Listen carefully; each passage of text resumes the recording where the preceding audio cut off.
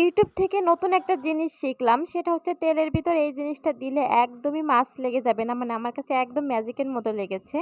আচ্ছা বলুন তো আমরা কোন সমাজে বাস করছি? যেখানে নিজের বাবা নিজের ছোট্ট সন্তানকে খুন করে, যেখানে বাবার কাছেও সন্তান নিরাপদ না। হ্যালো এভরিওয়ান, আসসালামু আলাইকুম। আমি ফারদিনের মামনি বলছি খুলনা থেকে। সবার কি অবস্থা, কেমন আছেন? আই হোপ সবাই ভালো আছেন, সুস্থ আছেন। কিন্তু আমি অনেক ভয়ে আছি, কারণ কাকে বিশ্বাস করব বলেন তো? একটা সন্তান নিরাপদ কিন্তু সবথেকে বেশি তার বাবার কাছে। ১০ মাস ১০ দিন পেটে রেখে যে মা তার সন্তানকে জন্ম দিয়েছে, দিন শেষে কিন্তু সেই সন্তান তার বাবাকেই বেশি ভালোবাসে।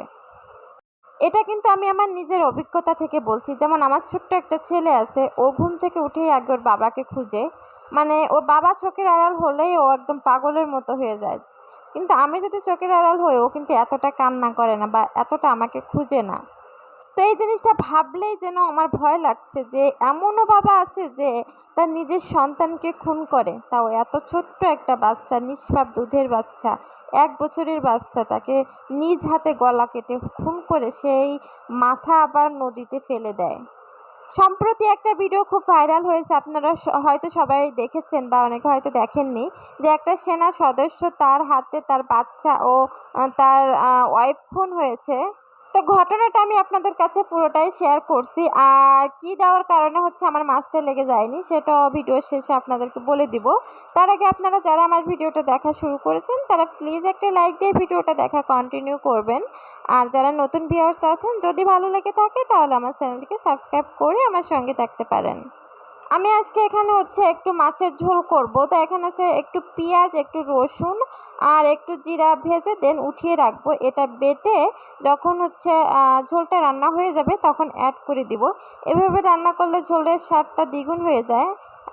তো ওই যে সেনা সদস্যের কথা বলছিলাম, উনি হচ্ছে শ্বশুরবাড়ি থেকে ওনার বউ বাচ্চাকে নিয়ে বের হয় যে ওদের হচ্ছে শপিং করিয়ে দিব, এই বলে হচ্ছে বের হয়।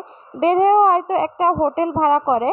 হোটেল ভাড়া করে ওইখানে হচ্ছে ওয়াইফের সাথে অনেক ঝগড়াঝাটি করে। ওখানে বলা হয়েছে যে যৌতুকের জন্য হচ্ছে ঝগড়াঝাটি করা হয়। মানে আরও যৌতুক চাচ্ছিল। তো মেয়ে যৌতুক না দেওয়ার কারণে হচ্ছে এক পর্যায়ে খুন করে। প্রথমে বাচ্চাটাকে খুন করে গলা কেটে দেন হচ্ছে একটা নদীতে মাথা ফেলে দিয়ে আসে। তারপর হচ্ছে ওয়াইফকেও খুন করে। তো যখন হচ্ছে বাসায় ফিরতেছিল না বাবুটা আর বাবুর মা, তখন হচ্ছে ওই মেয়ের বাবা মা হচ্ছে খুঁজতেছিল যে এখনো কেন আসতেছে না। দেন হচ্ছে ওই সেনা সদস্য ওনাদের জামাই ওনাকে কল করে বলে যে আমাদের মেয়ে কেন এখনো আসতেছে না কেন। মেয়ে আর নাতি ওনারা ওদের বাসায়ই থাকতো আর কি। পরে বলতেছে হ্যাঁ ওরা তো আমার কাছে নাই। তো তখন তো সবাই খোঁজাখুঁজি শুরু করে দিল। এমনকি ওই সেনা সদস্য হচ্ছে খোঁজাখুঁজি শুরু করে দিল। মানে সব জায়গায় জিডি করতেছিল বা বিভিন্ন থানায় গিয়ে খোঁজাখুঁজি করতেছিল। মানে এটা বোঝাতে চাচ্ছিল যে ওই খুনের সাথে আমার কোনো সম্পর্ক নাই, আমিও আমার বউ বাচ্চাকে অনেক বেশি ভালোবাসি, যার জন্য আমি ও পাগলের মতো খুঁজতেছি। তো যাই হোক, এক পর্যায়ে পুলিশ কিন্তু এটা বুঝে ফেলার পর হচ্ছে ওই সেনা সদস্যকে আটক করে। আটক করার পর জিজ্ঞাসাবাদ করা হয়, তখন হচ্ছে এক পর্যায়ে স্বীকার করে যে হ্যাঁ আমি খুন করছি। তো এই হলো আমাদের সমাজ ও দেশের অবস্থা। ভাই কাকে বিশ্বাস করব এখন? তো কাউকে মানে কোনো আপন মানুষ তাকেও বিশ্বাস করতে ভয় লাগে।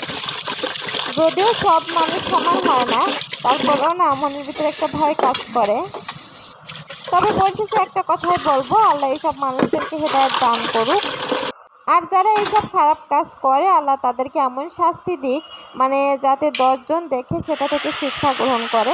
তো এই তো আমি রান্না করতে করতে হচ্ছে আমার বাবাটা ঘুমিয়ে পড়েছে। আর ও ঘুমিয়ে পড়লে আমি একটু নিশ্চিন্তে রান্না করতে পারি। তো এদিকে আমি হচ্ছে তরকারিটা মানে সবজিটা কষিয়ে এখন হচ্ছে মাছটা দিয়ে দিব। মাছটা দেওয়ার পর হচ্ছে যখন তরকারিটা হয়ে যাবে তখন হচ্ছে আমি ওই বাটা মশলাটা দিয়ে দিব। আর এদিকে আজকে রান্না হয়েছে কুশি ভাজি, ডাল আর হচ্ছে এই মাছের ঝোল। সবটা আসলে ভিডিওতে দেখানো সম্ভব হয় না, যতটুকু পারি ততটুকু হচ্ছে আপনাদের সাথে শেয়ার করি। তো এইদিকে যেহেতু আমার বাবাটা ঘুমিয়ে পড়েছে, এখন আমি হচ্ছে রান্না বান্না ঘরের সমস্ত কাজ সেরে ফেলবো। ও উঠলে হচ্ছে আমি একদমই কোনো কাজ করতে পারি না, ওকে নিয়ে আমার সারাদিন মানে খেলা করতে হয়। তো এই তো আমি ঘরটা হচ্ছে মুছে নিচ্ছি। তো আজকের ভিডিওটা আর বেশি বড় করব না, এখানেই শেষ করব। তো আপনারা সবাই ভালো থাকবেন, সুস্থ থাকবেন। আল্লাহ হাফেজ।